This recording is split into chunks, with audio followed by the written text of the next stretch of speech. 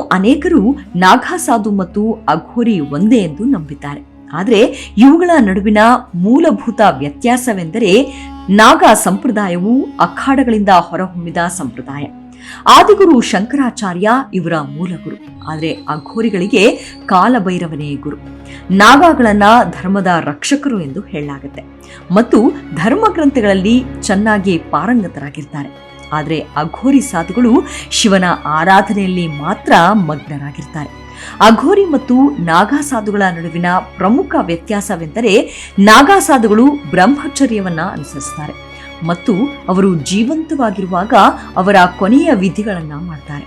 ಆದರೆ ಅಘೋರಿಗಳಲ್ಲಿ ಬ್ರಹ್ಮಚರ್ಯವನ್ನ ಅನುಸರಿಸಲು ಯಾವುದೇ ಒತ್ತಾಯವಿಲ್ಲ. ನಾಗಾ ಸಾಧುಗಳು ಭಿಕ್ಷಾಟನೆಯಿಂದ ತಮ್ಮ ಜೀವನವನ್ನ ಸಂಪಾದಿಸುತ್ತಾರೆ ಮತ್ತು ತಮಗೆ ಸಿಕ್ಕಿದ್ದನ್ನ ತಿಂದು ತೃಪ್ತರಾಗಿರ್ತಾರೆ. ಆದರೆ ಅಘೋರಿಗಳು ಮಾಂಸದಿಂದ ಸತ್ತ ಮನುಷ್ಯನ ತಲೆಬುರುಡೆಯವರೆಗೂ ಯಾವುದನ್ನು ಬೇಕಾದರೂ ತಿನ್ನಲು ಸ್ವತಂತ್ರರಾಗಿರ್ತಾರೆ. ನಾಗಾ ಮತ್ತು ಅಘೋರಿ ಸಾಧುಗಳಿಬ್ಬರು ಶಿವನನ್ನ ಪೂಜಿಸ್ತಾರೆ. ಆದರೆ ಪೂಜಾ ವಿಧಾನಗಳು ವಿಭಿನ್ನವಾಗಿವೆ. ಮನುಷ್ಯರನ್ನು ಮತ್ತು ಧರ್ಮವನ್ನ ರಕ್ಷಿಸುವುದು ನಾಗಾ ಸಾಧುಗಳ ಪರಮ ಕಾರ್ಯವಾಗಿ ಕಾಣಿಸುತ್ತೆ.